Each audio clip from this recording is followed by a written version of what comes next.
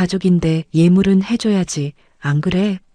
백화점에서 쇼핑을 하던 중 전화가 울렸습니다. 전 시어머니였습니다. 이혼한 지 겨우 닷새밖에 안 됐는데 시누이 예물을 사달라고요? 저는 피식 웃으며 말했습니다. 근데요, 아줌마 누구세요? 통화를 끊는 제 손이 떨렸습니다. 7년간 한 번도 하지 못했던 말이었거든요. 며칠 뒤 시어머니가 제 회사에 쳐들어왔습니다. 로비에서 머리채를 잡히고 뺨을 맞았습니다.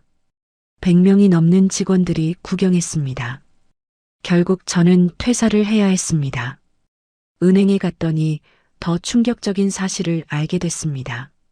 전 남편이 제 명의로 2억 대출을 받아 갚지 않은 거였습니다. 저는 하루아침에 신용불량자가 됐습니다. 모든 걸 잃은 그날 밤 낯선 여자가 찾아왔습니다. 임신한 배를 아는 그녀가 말했습니다. 저도 그 남자한테 당했어요. 같이 복수할래요? 오늘의 사연 시작합니다. 사연 시작 전 구독과 좋아요를 눌러주시면 오늘 하루 행운이 가득할 겁니다. 이혼 도장을 찍은 지 닷새째 되는 날이었습니다. 저는 절친 수진이와 함께 청담동 백화점 명품관을 구경하고 있었어요. 7년 동안 결혼 생활을 하면서 이렇게 나 자신만을 위해 시간을 쓰는 건 정말 처음이었죠. 야, 이거 어때? 너한테 진짜 잘 어울린다. 수진이가 샴페인 색 가방을 제 어깨에 걸어주며 말했습니다. 이제 내 인생 살아. 그동안 얼마나 고생했는데. 저는 거울에 비친 제 모습을 바라봤습니다. 오랜만에 보는 제 얼굴이 낯설었어요. 그때 핸드폰이 울렸습니다. 화면에 뜬 번호를 보는 순간 심장이 철렁 내려앉았습니다. 전 시어머니였어요. 여보세요. 저는 떨리는 손으로 전화를 받았습니다. 유나야, 지금 어디야? 나 지금 백화점 예물 코너에 있는데. 시어머니의 목소리는 여전히 명령조였습니다. 정은이 예물 좀 같이 봐줘. 가족인데 예물은 해줘야지, 안 그래? 저는 잠시 멍해졌습니다. 귀를 의심했어요. 이혼한 지 닷새밖에 안 됐는데 시누이 예물을 사달라고요? 미쳤나 저 사람들이. 옆에서 통화 내용을 들은 수진이가 소리쳤습니다. 저는 수진이의 입을 손으로 막으며 고개를 저었어요. 그리고 천천히 입을 열었습니다. 근데요, 아줌마 누구세요? 전화기 너머가 조용해졌습니다. 뭐라고? 시어머니의 당혹스러운 목소리가 들려왔어요. 잘못 거셨나 봐요. 전 아줌마 모르는데요. 저는 그렇게 말하고 전화를 끊어버렸습니다. 손이 미세하게 떨리고 있었어요. 야, 서윤아. 수진이가 박수를 치며 환호했습니다. 드디어 네가 할 말하는 거 봤다. 7년 만에 처음이야. 수진이는 제 손을 잡고 백화점 안에 있는 카페로 데려갔습니다. 따뜻한 라떼를 시켜주며 수진이가 말했어요. 야, 나 진짜 감동받았어. 그 시어머니한테 한 번도 대꾸 못하던 네가. 저는 손을 내려다보며 대답했습니다. 나도 믿기지가 않아. 내가 저런 말을 했다니. 시누이 정은이는 3개월 전에 S그룹 계열사 부장 아들과 약혼한 상태였습니다. 시어머니는 온 동네에 우리 정은이가 재벌집에 시집 간다며 자랑하고 다녔죠. 예물이랑 예단 비용으로 최소 5천만 원이 필요하다는 얘기를 이혼 전부터 흘렸었어요. 그 돈을 제가 내야 한다고 생각한 거였습니다. 7년 전 저는 중견 화장품 회사 루미에르 코스메틱의 마케팅 대리였습니다. 대학 선배 소개로 만난 박정수는 중소 IT 회사 대표였어요. 다정하고 자상했고 저를 아껴주는 것 같았습니다. 첫 상견례 날 시어머니 김말순 여사는 제 손을 꼭 잡으며 말했어요. 어머, 우리 며느리 복 터졌다. 이렇게 예쁜 애가 우리 집에 오다니. 시아버지 박종호 씨는 과묵한 분이었는데 심장이 좋지 않아 일찍 퇴직하신 상태였습니다. 시누이 정은이는 올케가 예쁘다며 웃었어요. 그때는 몰랐습니다. 그 웃음 속에 계산이 숨어 있었다는 걸요. 결혼 1년 차 정수의 IT 사업이 처음 망했습니다.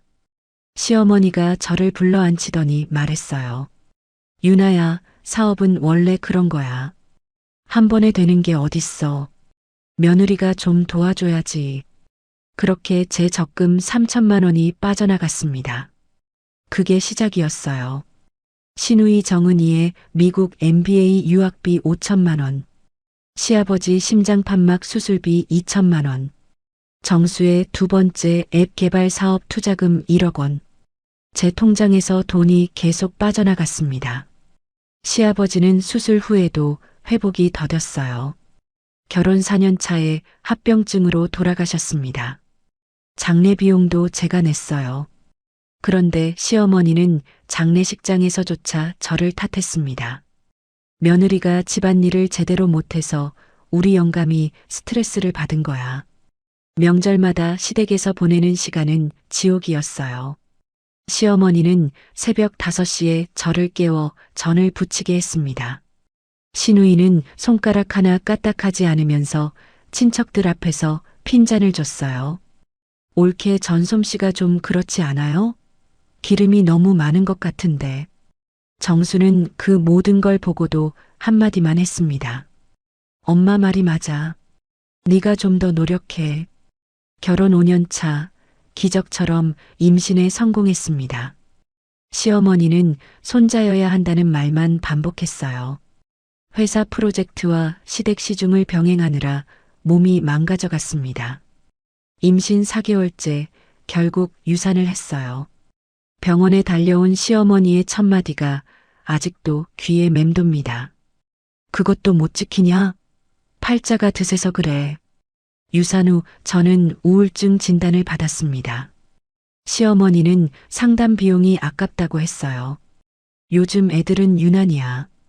옛날엔 다 그렇게 낳고 그랬어. 정수도 마찬가지였습니다. 엄마가 원래 그래. 이해해. 저는 점점 깨달았어요. 이 가족 안에서 저는 사람이 아니라 도구였다는 걸요. 결혼 6년 차 어느 날이었습니다. 정수가 샤워하는 사이 카카오톡 알림이 울렸어요. 무심코 화면을 봤습니다. 자기야, 오늘 못 가서 미안. 집사람이 의심해. 하트 이모티콘이 가득한 대화창이 열려 있었습니다. 세상이 무너지는 것 같았어요. 하지만 저는 울지 않았습니다. 침착하게 스크린샷을 찍기 시작했어요. 6개월 동안 탐정처럼 증거를 모았습니다. 정수의 카드 내역에서 모텔비와 여성 쇼핑몰 결제 내역을 찾아냈어요. 자주 가는 카페 앞에서 외도 상대와 함께 있는 사진도 직접 찍었습니다. 이혼 협의 자리에서 정수가 저를 위협했어요. 네가 그렇게 나오면 나도 생각이 있어. 저는 아무 말 없이 외도 증거 사진들을 테이블 위에 펼쳐놓았습니다. 정수의 얼굴이 하얗게 질렸어요. 이게 다 네가 집안일을 못해서 그런 거야. 시어머니가 소리쳤습니다. 저는 담담하게 위자료 청구서를 내밀었어요. 재산분할 협의에서 제가 시댁에 쏟아부은 8억 원을 돌려달라고 했습니다. 하지만 정수 측 변호사는 고개를 저었어요. 부부 공동생활을 위한 지출이거나 증여에 해당합니다. 반환 의무가 없습니다. 정수에게는 재산이 없었습니다. 결국 위자료 3천만 원만 받기로 합의할 수밖에 없었어요. 가족끼리 이러는 거 아니야. 생각 좀 해봐. 시어머니가 마지막까지 회유와 협박을 반복했습니다. 옳게 좀 참지 그랬어. 남자가 다 그렇지. 시누이 정은이도 황당한 소리를 했어요. 저는 그들의 얼굴을 한 명씩 바라봤습니다. 그리고 말했어요. 이제 남이에요. 그렇게 회의실을 나왔습니다. 이혼 후에도 저는 회사에 출근했어요. 동료들에게 이혼 사실을 알리지 않았습니다. 감정을 숨기고 업무에 몰두하는 게 유일한 생존 방식이었죠. 백화점 카페에서 수진이가 제 손을 잡았습니다. 이제 진짜 내 인생 살아. 그동안 모아둔 퇴직금이랑 위자료로 뭐 해볼 수 있지 않아? 저는 고개를 끄덕였어요. 응, 작은 화장품 브랜드를 시작해 보려고. 7년 동안 마케팅만 했잖아. 해볼 만하지 않을까? 그래, 넌 할 수 있어. 저는 창밖을 바라보며 다짐했습니다. 이제 진짜 내 인생을 살 거라고요. 백화점에서 시어머니 전화를 끊은 지 3일 후였습니다. 저는 평소처럼 회사에 출근했어요. 로비에 들어서는데 이상한 소란이 들렸습니다. 서윤아 어딨어? 그년 당장 내려오라고 해. 그 목소리를 듣는 순간 온몸이 굳었습니다. 시어머니였어요. 경비원 2명과 실랑이를 벌이고 있었습니다. 아침 9시 출근 시간이었어요. 수십 명의 동료들이 발걸음을 멈추고 구경하기 시작했습니다. 저쪽 분이 찾으시는데요. 경비원이 저를 발견하고 말했어요. 그 순간 시어머니가 저를 향해 달려왔습니다. 이년아. 시어머니가 제 머리채를 움켜쥐었어요. 저는 비명을 질렀습니다. 이년이 우리 아들 돈 다 빼돌리고 도망갔어요. 7년 동안 뜯어먹고 이혼했다고요. 시어머니가 저를 대리석 바닥에 넘어뜨렸습니다. 스타킹이 찢어지고 서류가 흩어졌어요. 저는 저항하지 못했습니다. 네가 예물 안 해주면 정은이 결혼 어떻게 하냐? 시어머니가 제 뺨을 때렸어요. 뜨거운 통증이 퍼졌습니다. S그룹 사돈이 우리를 어떻게 보겠어? 경비원들이 간신히 시어머니를 떼어놓았습니다. 하지만 시어머니는 붙잡힌 채로도 계속 소리쳤어요. 여러분, 저 여자가 제 아들 인생 망쳤어요. 시집살이 한 번 안 하고 돈만 빼갔다고요. 로비에 100명이 넘는 직원들이 모여들었습니다. 누군가 핸드폰으로 영상을 찍고 있었어요. 마침 임원 회의를 위해 로비를 지나던 인사팀장 김 부장과 마케팅 상무의 눈에 이 모든 장면이 들어갔습니다. 저는 찢어진 블라우스를 여미며 일어나려 했어요. 하지만 다리에 힘이 풀려 다시 주저앉았습니다. 오후에 인사팀에서 호출이 왔습니다. 김 부장이 난처한 표정으로 말했어요. 서 팀장, 개인 사정은 이해하는데 회사 이미지에 큰 손상이 갔어요. 저는 손을 꽉 쥐었습니다. 당분간 휴직을 권고드립니다. 휴직 후 복귀가 가능한 건가요? 김 부장이 대답 대신 시선을 피했어요. 그 순간 깨달았습니다. 이건 사실상 퇴사 압박이라는 걸요. 일주일을 고민했습니다.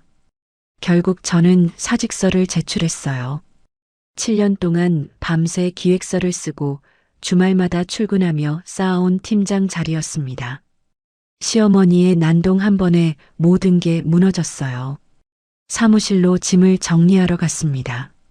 후배 민지가 다가와 제 손을 잡았어요. 팀장님, 정말 억울하시겠어요. 고마워, 민지야. 저는 억지로 웃어 보였습니다. 가정사 관리를 못하면 회사 생활도 힘들지. 뒤에서 박 차장의 비웃는 목소리가 들렸어요. 저는 아무 말도 하지 못하고 7년간 모은 물건들을 박스에 담았습니다. 그날 밤 수진이네 집에서 소주를 마셨어요. 눈물이 멈추지 않았습니다. 야, 울지 마. 나 그 영상 다 찍어놨어. 수진이가 핸드폰을 보여줬습니다. 시어머니가 저를 때리고 밀치는 장면이 선명하게 담겨 있었어요. 이거 역으로 고소하자. 폭행이잖아. 저는 고개를 저었습니다. 그래봤자 뭐해. 이미 소문 다 났는데. 무력감이 온몸을 짓눌렀어요. 퇴사 처리가 완료된 후 저는 새 출발을 다짐했습니다. 사업자금 대출을 받으려고 강남의 은행 지점을 찾아갔어요. 신분증하고 서류 주세요. 담당자가 서류를 검토하다가 이상한 표정을 지었습니다. 화면을 한참 들여다보더니 말했어요. 고객님, 현재 신용등급으로는 대출이 불가능합니다. 네, 그게 무슨 말이에요? 저는 이해할 수가 없었습니다. 결혼 생활 중에 정수가 가계 재정을 다 관리했어요. 저는 월급을 정수에게 맡기고 생활비만 받았었습니다. 4명의 금융상품이나 신용정보를 직접 확인해 본 적이 없었어요. 담당자가 화면을 돌려서 보여줬습니다. 2년 전에 고객님 명의로 2억 원이 대출됐는데요. 연체 이자까지 합치면 2억 4천만 원이 미상환 상태입니다. 뭐라고요? 저는 그런 대출 받은 적 없어요. 서류상 본인 서명과 도장이 찍혀 있습니다. 머릿속이 하얘졌어요. 2억 원이라니요. 저는 그런 돈을 빌린 적이 없습니다. 은행을 나와 벤치에 앉았어요. 기억을 더듬었습니다. 결혼 중에 정수가 종종 서류를 내밀었어요. 여기 사인 좀 해줘. 회사 서류야. 복잡한 거 아니야. 저는 의심 없이 사인을 했습니다. 잠든 사이에 정수가 서랍에서 도장을 가져가던 것도 기억났어요. 우편물도 항상 정수가 먼저 챙겼습니다. 광고지라서 버렸어. 정수가 그렇게 말했었죠. 그게 다 이걸 위한 준비였던 겁니다. 집에 돌아와 이삿짐 박스를 뒤졌어요. 이혼 서류 사이에서 저축은행 대출 관련 안내문 봉투가 나왔습니다. 이미 개봉되어 있었어요. 발송일은 1년 전이었습니다. 정수가 나 몰래 빼돌린 게 분명했어요. 저축은행에 전화를 걸었습니다. 본인 명의로 된 대출이 맞습니다. 서명도 일치하고요. 그건 위조된 거예요. 저는 그런 대출 신청한 적 없다고요. 법적으로 다투시려면 필적 감정 같은 절차가 필요합니다. 전화를 끊었어요. 퇴사 후 수입이 없는 상황에서 변호사 상담 비용조차 부담스러웠습니다. 수진이에게 상황을 설명했어요. 뭐, 이요? 그 XX가 내 명의로 대출을 받았다고? 수진이가 펄쩍 뛰었습니다. 이건 진짜 범죄야. 경찰에 신고해야 해. 증거가 없어. 서명이 내 서명처럼 보인다는데 어떻게 해? 저는 고개를 떨궜어요. 직장도 잃고 신용불량자가 됐어. 이게 말이 돼? 수진이가 저를 꼭 안아줬습니다. 하지만 위로가 되지 않았어요. 그날 밤 작은 원룸 창가에 앉았습니다. 서울의 야경이 눈앞에 펼쳐졌어요. 7년 동안 시댁에 쏟아부은 8억 원. 외도당하고 버림받은 치욕. 그리고 이제는 사기까지 당했습니다. 도대체 나한테 왜 이러는 건데? 눈물조차 나오지 않았어요. 부모님께 전화를 걸까 생각했습니다. 시골에서 작은 식당을 운영하시는 분들이에요. 힘겹게 사시는데 또 다른 짐이 되고 싶지 않았습니다. 핸드폰을 내려놓으며 중얼거렸어요. 혼자 해결해야 해. 하지만 어디서부터 시작해야 할지 막막하기만 했습니다. 신용불량 판정을 받은 지 3일째 되는 저녁이었습니다. 라면을 끓여 먹으려고 냄비에 물을 올렸어요. 그때 현관벨이 울렸습니다. 누굴까 싶어 문을 열었어요. 낯선 여자가 서 있었습니다. 임신 7개월쯤 되어 보이는 불룩한 배에 피곤해 보이는 얼굴이었어요. 서윤아 씨 맞죠? 여자가 조심스럽게 물었습니다. 저 한서영이에요. 박정수 아시죠? 그 이름을 듣는 순간 온몸이 굳었어요. 한서영. 제가 6개월 동안 추적하며 사진을 찍었던 외도 상대였습니다. 저도 당했어요. 그 남자한테. 서영의 첫마디에 저는 할 말을 잃었어요. 예상과 달리 화려한 여자가 아니었습니다. 수수한 차림에 지쳐 보이는 평범한 사람이었어요. 경계심을 품고 거실에 마주 앉았습니다. 서영이 천천히 입을 열었어요. 저 회계법인에서 5년간 일한 공인회계사예요. 3년 전에 거래처 회계 감사하다가 정수 씨를 만났어요. 서영이 고개를 숙였습니다. 그 사람이 그랬어요. 아내와는 사실상 이혼 상태라고, 서류만 안 한 거라고, 정리되면 결혼하자고. 저는 이를 악물었어요.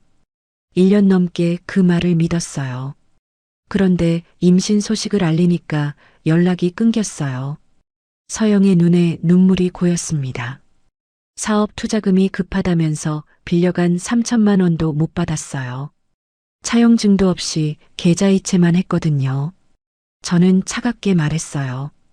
당신도 남의 남편인 줄 알면서 만난 거잖아요. 서영이 고개를 끄덕였습니다. 맞아요. 저도 잘못했어요. 근데 그 사람이 이혼했다고 거짓말한 건 사실이에요. 서영이 눈물을 흘리는 모습을 보니 이상하게 과거 제 모습이 겹쳐 보였어요. 속은 건 저나 서영이나 마찬가지였습니다. 근데 왜 나한테 온 거예요? 우리 원수 사이 아니에요? 서영이 핸드폰을 꺼냈어요. 제가 예전에 정수 씨 회사 회계 업무를 도와준 적이 있어요. 그때 저장해둔 자료가 있거든요. 서영이 엑셀 파일을 보여줬습니다. 정수의 법인 계좌 거래 내역이었어요. 여기 보세요.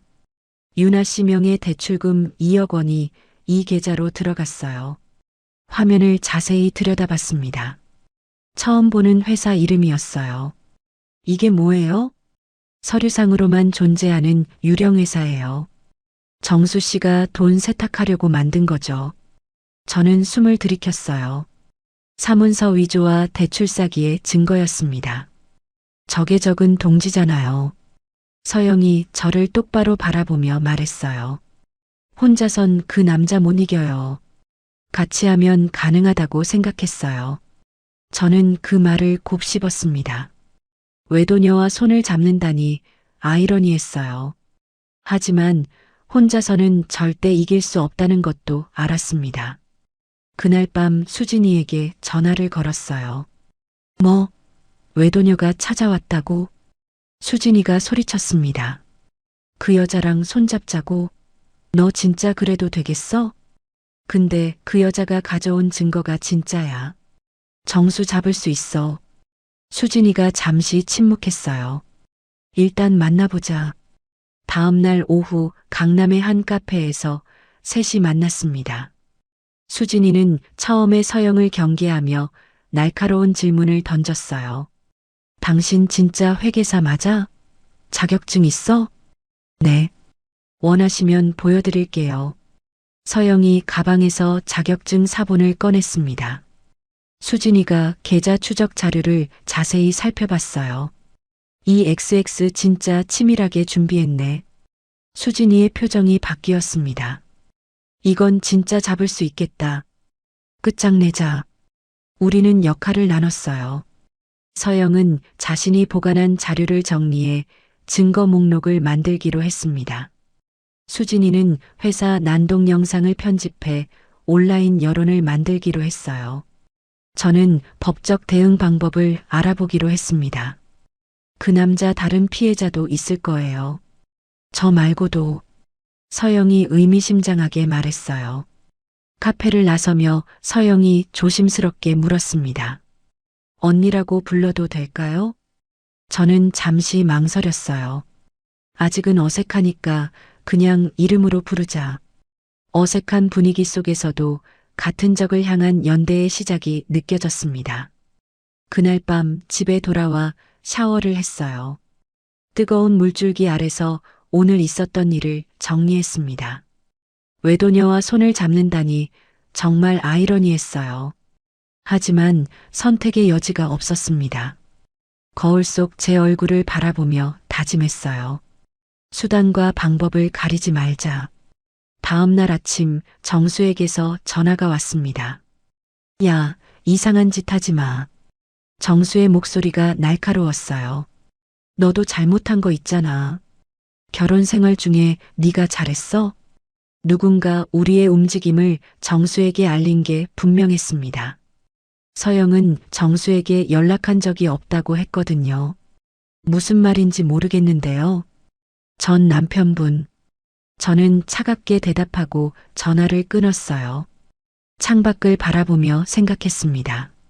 정수가 알았다는 건 우리 쪽에 정보를 흘리는 사람이 있거나 정수가 우리를 감시하고 있다는 뜻이었어요. 이제 물러설 수 없었습니다. 이 싸움에서 지면 제 인생은 완전히 끝나는 거였어요. 하지만 처음으로 혼자가 아니라는 사실이 작은 용기가 됐습니다. 복수 작전을 시작한 지 2주가 지났습니다. 서영에게서 전화가 왔어요. 목소리가 흥분으로 떨리고 있었습니다. 언니 찾았어요. 뭘 찾았는데? 정수가 대출 서류에 쓴 서명이요. 언니가 실제로 쓴 다른 문서들이랑 비교해 봤는데 획순이랑 기울기가 미세하게 달라요. 저는 숨을 멈췄어요. 그게 무슨 뜻이야? 전문 필적 감정을 의뢰하면 위조라는 걸 증명할 수 있다는 거예요. 희망이 보이기 시작했습니다. 서영은 퇴근 후 매일 밤 자신이 보관한 정수 회사 재무 자료를 분석했어요. 그 과정에서 서류상으로만 존재하는 유령 회사 3개를 추가로 찾아냈습니다. 정수는 이 회사들을 통해 투자금 명목으로 모은 돈을 세탁한 거였어요. 피해 규모가 우리 둘만이 아닐 거예요. 서영의 말이 맞았습니다. 수진이가 편집한 시어머니 난동 영상이 온라인에 올라갔어요. 제목은 이혼한 며느리에게 예물 사달라는 진상 시어머니였습니다. 24시간 만에 조회수가 50만을 넘겼어요. 실시간 트렌드에 올랐습니다. 댓글이 폭주했어요. 저 며느리 불쌍하다. 시어머니 신상 털어라. 진짜 저런 사람들이 있냐? 영상이 화제가 되면서 예상치 못한 연락이 왔습니다. 한 여성 권익단체에서 무료 법률 상담을 제공하겠다고 했어요. 담당 변호사는 40대 중반의 이혼 전문 변호사 최선영이었습니다. 서류를 검토하더니 고개를 끄덕였어요. 승산 있어요. 충분히 역고소 가능합니다. 저는 눈물이 날 것 같았어요. 이런 케이스가 처음이 아니에요. 배우자 명의 도용 대출 사기가 요즘 많거든요. 최 변호사가 유사 판례들을 보여줬습니다. 필적 감정이랑 계좌 추적 자료가 있으면 사문서 위조랑 사기 혐의로 형사고소가 가능해요. 단체에서 공익소송으로 진행해주기로 해서 비용 부담이 줄어들었어요. 처음으로 숨통이 트이는 것 같았습니다. 며칠 후 또 다른 연락이 왔어요. 온라인 커뮤니티에서 개인 쪽지가 도착했습니다. 저도 박정수에게 사기당했어요. 이예진이라는 여자였어요. 2년 전 소개팅으로 정수를 만나 6개월 교제했다고 했습니다. 사업 자금이 급하다면서 1천만 원을 빌려갔어요. 그러고는 연락이 끊겼어요. 저는 서영과 함께 다른 피해자들을 수소문했어요. 여성 커뮤니티에 조심스럽게 글을 올렸습니다. 2주 만에 총 3명의 추가 피해자를 찾아냈어요. 피해 금액만 합쳐도 5억 원이 넘었습니다. 정수는 상습적으로 여성들에게 접근해 돈을 뜯어내는 결혼 사기꾼이었어요. 피해자 5명이 처음으로 한자리에 모인 날이었습니다. 서영의 원룸에서 각자의 사연을 공유했어요. 저는 그 사람이 처음 연애라고 했어요. 한 피해자가 울며 말했습니다. 저한테는 돌싱이라고 했어요. 또 다른 피해자가 분노에 찬 목소리로 말했어요. 정수의 거짓말 패턴이 얼마나 교묘하고 체계적인지 드러났습니다. 저 그 사람 회사 내부 자료 있어요. 김소라라는 피해자가 말했어요. 예전에 3개월 격리로 일했거든요. 퇴사할 때 이상한 점이 많아서 백업해뒀어요. 소라가 USB를 건넸습니다. 거기에는 정수가 유령회사를 통해 자금을 세탁한 회계 장부와 이메일 내역이 고스란히 담겨 있었어요. 최 변호사가 자료를 검토하더니 눈이 반짝였습니다. 이 정도면 사문서 위조, 사기, 횡령까지 가능해요. 실형 나올 수 있습니다. 피해자들은 비용을 분담해 필적 감정을 의뢰하기로 했어요. 저와 서영이 각자 50만 원씩, 나머지 피해자들이 30만 원씩 모았습니다. 전문 감정기관에 의뢰한 지 2주 후 결과가 나왔어요. 대출 서류의 서명과 서유나 본인의 서명이 동일인의 것이 아닐 가능성이 95% 이상입니다. 드디어 증거가 확보됐습니다. 고소장 준비가 마무리 단계에 접어든 어느 날 저녁이었어요. 피해자 모임을 마치고 돌아가던 서영이 갑자기 배를 움켜쥐며 길에서 쓰러졌습니다. 서영아, 저는 급히 119를 불렀어요. 병원에 데려갔더니 의사가 심각한 표정으로 말했습니다. 과로와 스트레스로 인한 조기 진통이에요. 임신 32주인데 이대로 가다간 조산할 수 있어요. 서영이 병실 침대에 누워 눈물을 흘렸습니다. 언니 미안해요. 끝까지 함께 못해서. 이제 막 중요한 시점인데. 저는 서영의 손을 꼭 잡았어요. 네가 여기까지 해줬잖아. 증거도 다 모았고. 이제 내가 할게. 넌 아기만 생각해. 그 순간 서영의 배에서 아기가 발로 찬 게 손바닥으로 느껴졌어요. 5년 전 제가 잃어버린 아이가 떠올랐습니다. 가슴이 먹먹해졌어요. 병원 복도를 걸으며 생각했습니다. 서영의 아이는 정수의 아이이기도 했지만 아무 죄가 없었어요. 정수가 아버지 역할을 하지 않을 게 분명한 상황에서 이 아이만큼은 건강하게 태어나야 했습니다. 서영의 입원 소식을 듣고 수진이와 다른 피해자들이 병원에 모였어요. 서영 씨 목까지 우리가 하면 돼요. 혜진이가 말했습니다. 제가 정리한 자료 추가로 드릴게요. 소라도 말했어요. 피해자들의 연대가 더욱 단단해지는 게 느껴졌습니다. 고소장이 접수된 날 저는 서영에게 영상통화로 소식을 전했어요. 드디어 접수됐어. 서영이 병실에서 안도의 눈물을 흘렸습니다. 드디어 시작이네요. 얼마 후 정수에게서 문자가 왔어요. 너 진짜 이럴 거야? 후회하게 해줄게. 저는 답장 대신 그 문자를 캡처했습니다. 추가 증거로 제출했어요. 고소장을 접수한 지 3개월이 지났습니다. 정수는 경찰서에 수시로 소환되어 조사를 받기 시작했어요. 뉴스에서 보도가 나왔습니다. IT 사업가 전처 명의 도용 대출 사기 혐의로 수사 중. 정수의 회사 거래처들이 하나둘 계약을 해지했어요. 사기꾼이랑 거래할 수 없습니다. 거래처 사장이 정수에게 통보했다는 소식이 들려왔습니다. 시어머니 난동 영상은 조회수 500만을 돌파했어요. 각종 유튜브 리액션 영상과 뉴스 프로그램에 소개됐습니다. 누군가 시어머니의 과거를 파헤쳤어요. 10년 전 아파트 경비원에게 갑질한 사건, 친척 결혼식에서 행패 부린 사건이 줄줄이 폭로됐습니다. 시어머니는 동네에서 손가락질을 받아 집 밖을 나오지 못하게 됐어요. 시누이 정은의 약혼자 측에서도 연락이 왔습니다. S그룹 계열사 부장 집안이었어요. 이런 집안과 사돈을 맺을 수 없습니다. 약혼이 파기됐어요. 정은이가 울면서 시어머니에게 소리쳤다는 소식이 들려왔습니다. 엄마 때문에 내 인생 다 망쳤어. 저는 그 소식을 듣고도 아무런 감정이 들지 않았어요. 그 기간 동안 저는 좁은 원룸 한 켠에 작업 공간을 마련했습니다. 화장품 사업 준비에 몰두했어요. 피해자 모임에서 알게 된 혜진이가 도움을 줬습니다. 저 화장품 유통 쪽에서 7년 일했어요. 도매상이랑 제조사 연결해 드릴게요. 신용불량 상태라 사업자 등록이 어려웠어요. 수진이가 나섰습니다. 내 명의로 사업자 내자. 공동대표로 시작하면 되잖아. 브랜드 이름을 정하는 날 밤이었어요. 서영에게 영상통화로 의견을 물었습니다. 이름 뭐가 좋을까? 서영이 병실에서 잠시 생각하더니 말했어요.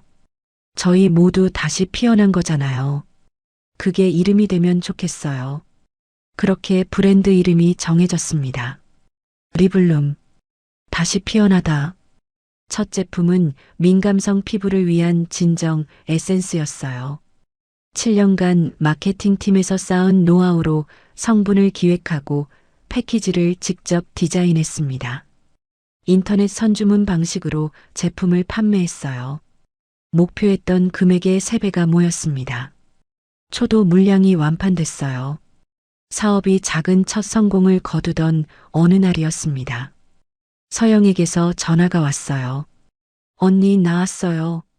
뭐? 벌써? 37주에 나왔어요. 건강한 여자아이예요. 저는 병원으로 달려갔습니다. 서영이 침대에서 아기를 안고 있었어요. 이름은 하윤이에요. 갓 태어난 아기를 안았습니다. 작고 따뜻했어요. 이모가 지켜줄게. 그 말이 자연스럽게 나왔습니다. 서영이 눈물을 흘렸어요. 언니 아니었으면 이 아이 못 낳았어요. 혼자였으면 무너졌을 거예요. 5년 전 제가 잃어버린 아이가 떠올랐습니다. 눈물이 났어요. 하지만 이 아이의 건강한 탄생이 우리 모두의 새 출발 같다는 생각이 들었습니다. 서영 출산 후 2주 뒤 정수가 기소됐어요. 사문서 위조와 사기 혐의였습니다. 1심 재판에서 검사가 징역 5년을 구형했어요. 정수 측 변호사가 반박했습니다. 피해자들이 짜고 무고한 겁니다. 하지만 필적 감정 결과와 계좌 추적 자료 앞에서 무력했어요. 1심 선고 공판 날이었습니다. 판사가 판결문을 읽었어요. 피고인을 징역 3년에 처한다. 정수가 법정에서 소리쳤습니다. 다 저 여자들이 짜고 친 거예요. 저도 피해자라고요. 판사가 차갑게 말했어요. 피해자가 다수이고 범행이 계획적이며 반성의 기미가 없습니다. 추가 감경을 거부합니다. 검사가 형량이 가볍다며 항소를 준비하겠다고 밝혔어요. 정수 측도 무죄를 주장하며 항소 의사를 밝혔습니다. 아직 완전한 끝이 아니었지만 1심 유죄 판결은 큰 의미가 있었어요. 법원 밖에서 서영, 수진, 혜진, 소라, 그리고 다른 피해자들과 함께 사진을 찍었습니다. 기자 몇 명이 몰려와 인터뷰를 요청했어요. 같은 아픔을 가진 사람들이 연대하면 이길 수 있다는 걸 보여주고 싶었어요. 혼자였으면 불가능했을 거예요. 그날 밤 수진이와 서영과 함께 작은 고깃집에서 축하 자리를 가졌어요. 수진이가 소주잔을 들었습니다. 진짜 우리가 해냈다. 서영이 핸드폰을 꺼내 아기 사진을 보여줬어요. 이 아이가 크면 엄마가 얼마나 대단했는지 알려줄 거예요. 집에 돌아와 혼자 창밖을 바라봤습니다. 맥주 한 캔을 땄어요. 이겼어. 진짜 이겼어. 중얼거렸지만 눈물이 멈추지 않았어요. 7년간의 억울함과 고통, 그리고 안도감이 한꺼번에 쏟아져 나왔습니다. 한참을 울었어요. 하지만 완전한 끝은 아니었습니다. 신용불량 기록은 형사 판결이 확정되고 별도의 절차를 거쳐야 말소될 수 있었어요. 정수가 진 다른 채무 중 일부가 여전히 제 명의로 되어 있어서 대출계약 무효 확인 소송이 진행 중이었습니다. 무엇보다 양측 모두 항소를 했기 때문에 싸움은 계속되어야 했어요. 그래도 저는 더 이상 무너지지 않기로 했습니다. 서영의 아이 하윤이 100일 잔치 준비를 도우며 화장품 2번째 제품 라인을 기획하며 천천히 제 삶을 되찾아가고 있었어요. 매일 아침 거울 속 저를 바라보며 말했습니다. 끝이 아니라 시작이야. 정수 1심 판결 후 2개월이 지났습니다. 리블룸의 2번째 제품 출시를 앞두고 있었어요. 그날 최 변호사에게서 급한 전화가 왔습니다. 서윤아 씨, 안 좋은 소식이에요. 저는 심장이 철렁 내려앉았어요. 정수가 보석으로 풀려났어요. 네, 그게 무슨 말이에요? 정수 측에서 건강 문제를 주장하며 적극적으로 보석을 신청했어요. 시어머니가 전 재산을 처분해서 보석금 5천만 원을 마련했고요.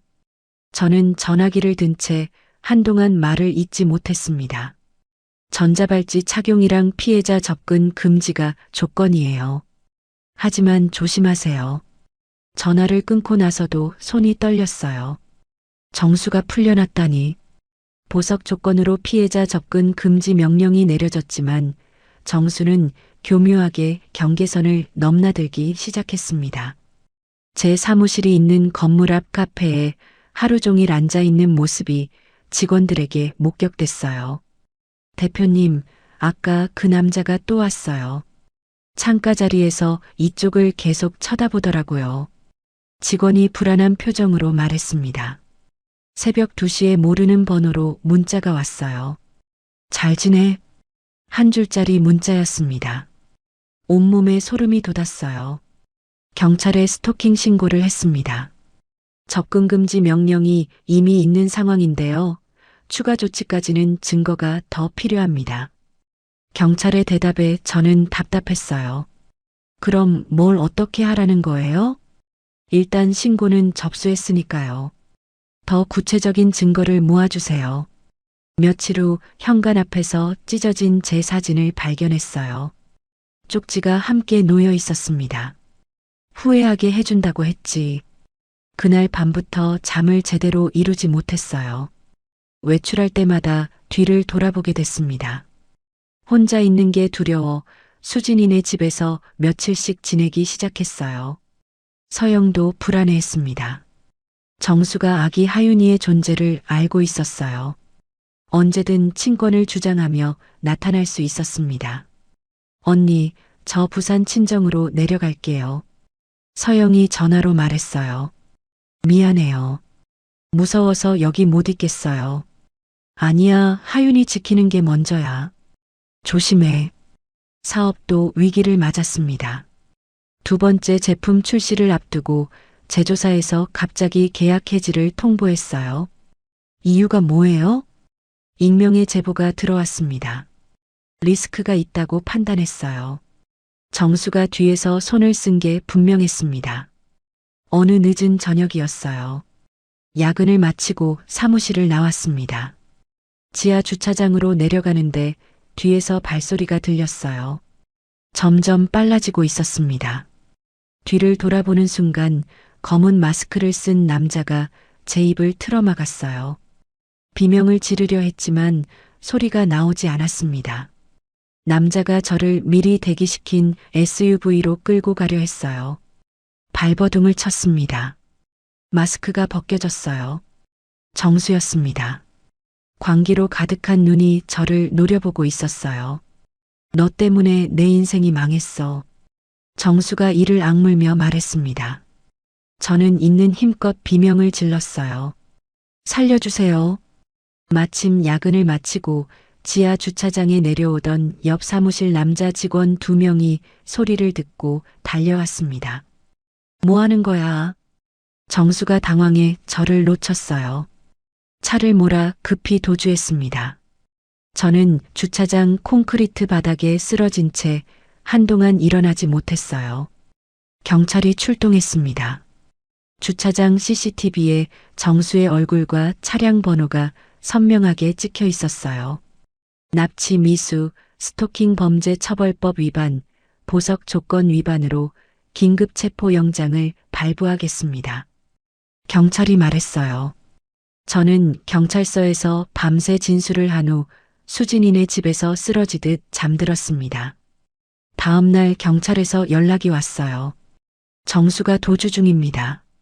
범행 직후 차량을 외곽에 버리고 대중교통과 현금만 사용하며 추적을 피하고 있어요. 전국에 수배가 내려졌지만 바로 검거되지 않았습니다. 저는 사무실에 가지 못하고 수진이네 집에서 문을 잠근 채 며칠을 보냈어요. 서영에게 연락을 보냈습니다. 정수가 도주 중이야. 절대 서울 올라오지 마.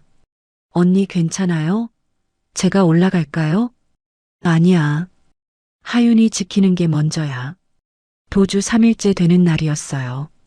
경찰에서 전화가 왔습니다. 정수가 검거됐습니다. 어디서요? 경기도 외곽의 한 모텔에서 수면제를 과다 복용한 채 발견됐어요. 모텔 청소부가 체크아웃 시간이 지나도 안 나와서 문을 열었다가 발견했습니다. 죽은 건가요? 아니요. 병원으로 이송됐고 목숨은 건졌습니다. 복잡한 감정이 밀려왔어요. 그날 저녁 뉴스에 시어머니가 나왔습니다. 병원 앞에서 기자들에게 인터뷰를 하고 있었어요. 다 저 여자가 우리 아들을 이 지경으로 만들었어요. 시어머니가 울부짖었습니다. 멀쩡한 사람 사기꾼으로 몰아서 죽게 생겼어요. 온라인 커뮤니티에 글이 올라왔어요. 서윤아가 너무했다. 복수도 적당히 해야지. 사람이 죽으려고 했는데 너무 몰아붙인 거 아니야? 피해자인 제가 어느새 가해자처럼 몰리고 있었습니다. 저는 아무 말도 못하고 수진이네 집 침대에 누워 천장만 바라봤어요. 그날 밤 서영에게서 전화가 왔습니다. 언니 뉴스 봤어요. 서영의 목소리가 단호했어요. 흔들리면 안 돼요. 우리가 흔들리면 그 사람이 이기는 거예요. 그 사람이 납치하려 한 건 사실이잖아요. 언니는 잘못한 거 하나도 없어요. 저는 겨우 정신을 차렸습니다. 포기 안 해. 끝까지 간다. 정수 자살 시도 후 2주가 지났습니다. 정수는 병원에서 치료를 마친 뒤 보석이 취소되어 다시 구치소로 이송됐어요. 납치 미수와 스토킹 혐의가 추가됐습니다. 최 변호사가 전화로 말했어요. 검사도 항소했으니 이번엔 확실히 형량이 올라갈 겁니다. 여론을 바로잡기 위해 피해자 연대 모임에서 기자회견을 열었습니다. 제가 대표로 마이크 앞에 섰어요. 가해자가 극단적 선택을 시도하며 피해자에게 죄책감을 주는 것은 또 다른 형태의 폭력입니다. 카메라 플래시가 터졌습니다. 우리는 정당하게 법적 권리를 행사했을 뿐입니다. 여러 여성단체가 연대 성명을 발표해줬어요. 한 시사 프로그램에서 인터뷰 요청이 왔습니다. 출연해서 7년간의 시집살이, 대출 사기, 회사 난동, 납치 시도까지 전 과정을 상세히 증언했어요. 방송 후 댓글이 쏟아졌습니다. 몰랐는데 이 정도였냐? 정수가 진짜 쓰레기였네. 자살 시도도 동정받으려는 수작이었네. 여론이 다시 돌아오기 시작했어요. 시어머니 김말수는 아들의 자살 시도와 재수감 소식 이후 건강이 급격히 악화됐습니다. 고혈압과 당뇨 합병증으로 입원했다가 결국 요양원에 들어갔어요. 시누이 정은은 모든 계정을 삭제하고 지방으로 이사가 연락이 끊겼다는 소식이 들려왔습니다. 한때 저를 ATM처럼 쓰고 회사에 찾아와 머리채를 잡고 가족인데 예물 해줘야지라고 뻔뻔하게 요구하던 그들의 몰락이었어요. 이상하게 아무 감정도 들지 않았습니다.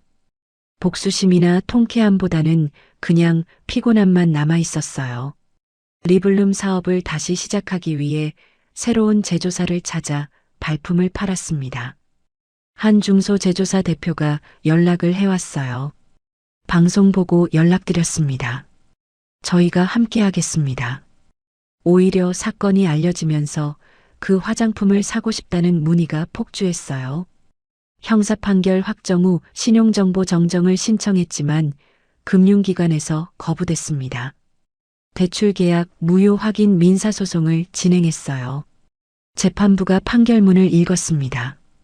대출 서류의 서명이 위조되었음이 필적 감정으로 증명되었으므로 원고에게 채무 변제 책임이 없다고 판결합니다. 3년간 저를 짓눌렀던 신용불량 기록이 드디어 말소됐어요.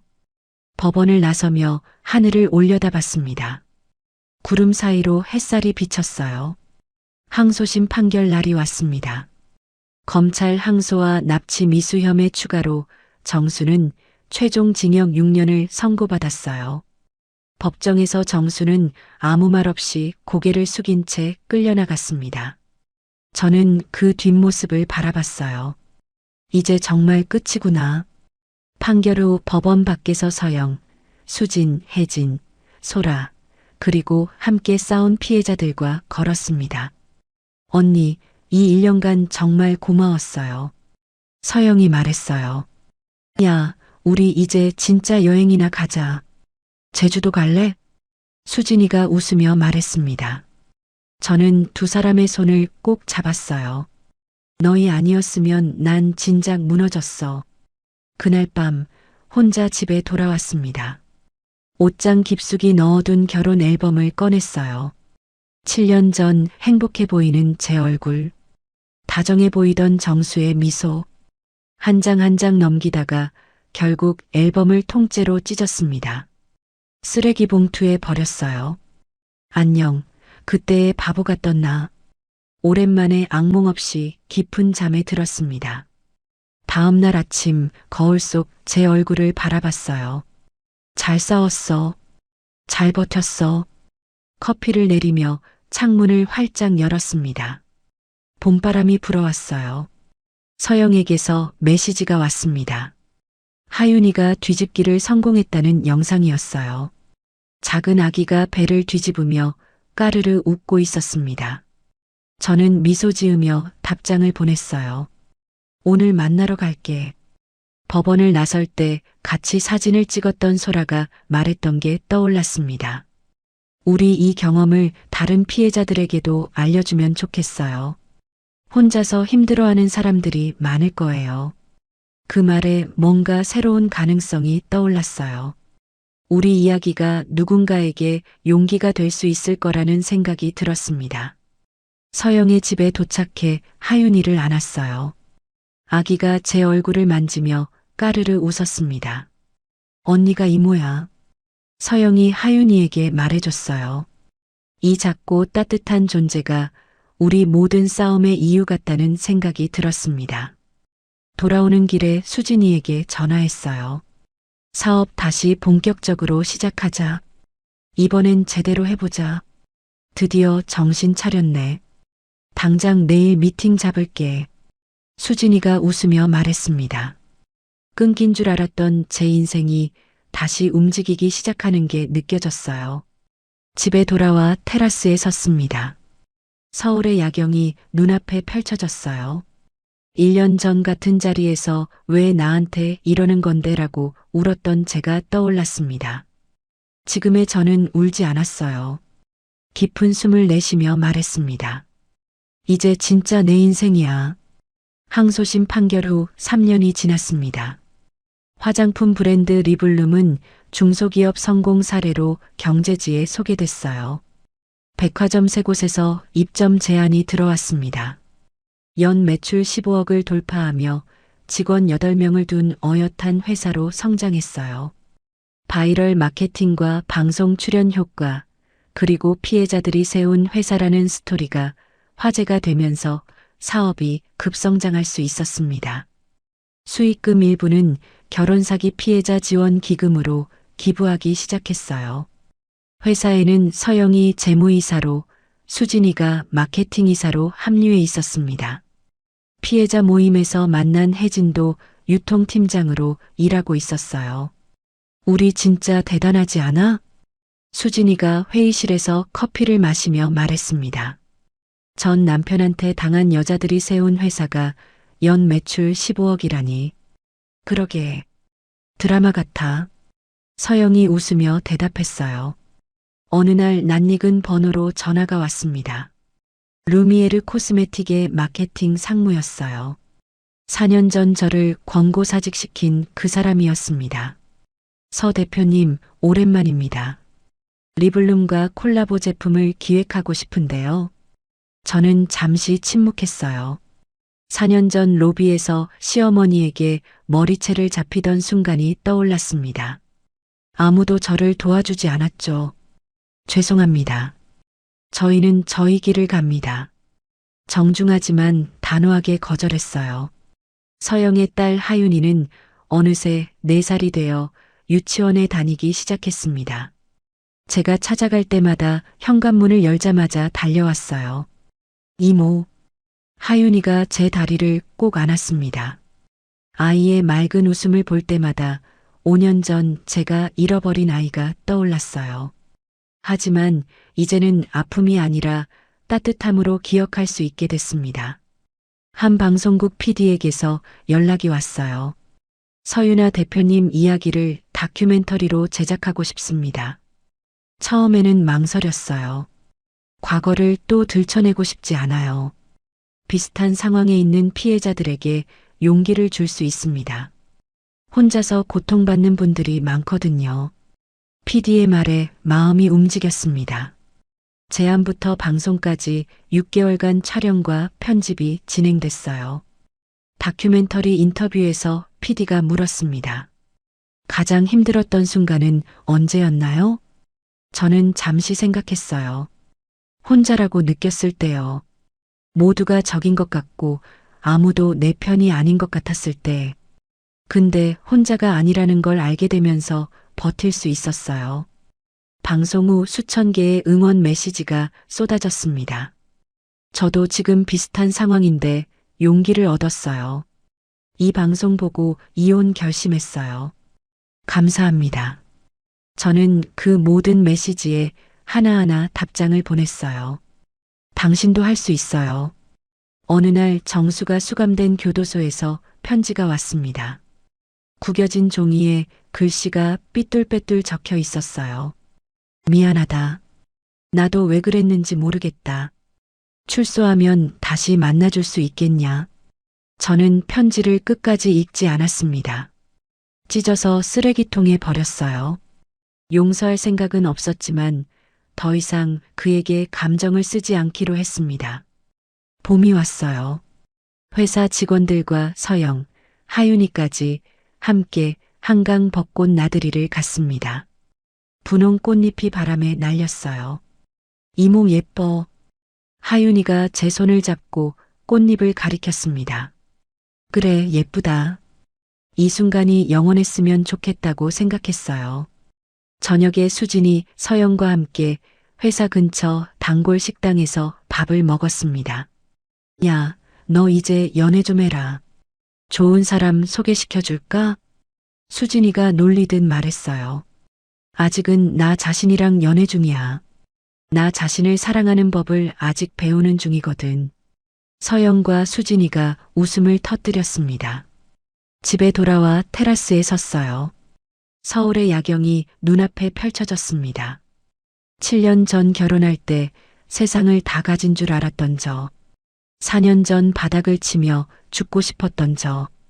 그리고 지금 여기 서 있는 저. 모두 같은 사람이라는 게 신기했어요. 다음 날 아침 새로운 제품 론칭 회의에 참석하기 위해 출근했습니다. 회의실 창밖으로 봄 햇살이 쏟아졌어요. 오늘도 좋은 하루가 될 것 같다. 직원들과 인사를 나누며 회의를 시작했습니다. 대표님, 이번 신제품 이름 뭘로 할까요? 서영이 물었어요. 저는 잠시 생각했습니다. 나를 위한 시간이 어떨까? 7년간 나 자신을 위해 쓰지 못했던 시간을 이제 되찾는다는 의미로. 직원들이 박수를 쳤어요. 점심시간에 회사 옥상에 올라갔습니다. 혼자 도시락을 먹으며 하늘을 바라봤어요. 구름 사이로 비치는 햇살이 따뜻했습니다. 여러분, 오늘 이야기 어떠셨나요? 7년간 시댁의 ATM으로 살았던 서윤아. 8억을 쏟아부었지만 돌아온 건 외도와 배신이었습니다. 이혼 후에도 시어머니는 시누이 예물을 사달라며 전화했고 회사에 찾아와 머리채를 잡았습니다. 전 남편은 그녀의 명의로 2억 대출을 받아 신용불량자로 만들었습니다. 직장도 잃고 신용도 잃고 모든 것이 무너졌습니다. 하지만 유나는 거기서 끝나지 않았습니다. 같은 남자에게 당한 외도녀와 손을 잡았습니다. 적에 적은 동지라는 말처럼 둘은 함께 증거를 모았습니다. 피해자들이 연대했고 결국 전 남편은 징역 6년을 선고받았습니다. 그리고 3년 후 유나는 자신의 이름을 건 화장품 회사의 대표가 됐습니다.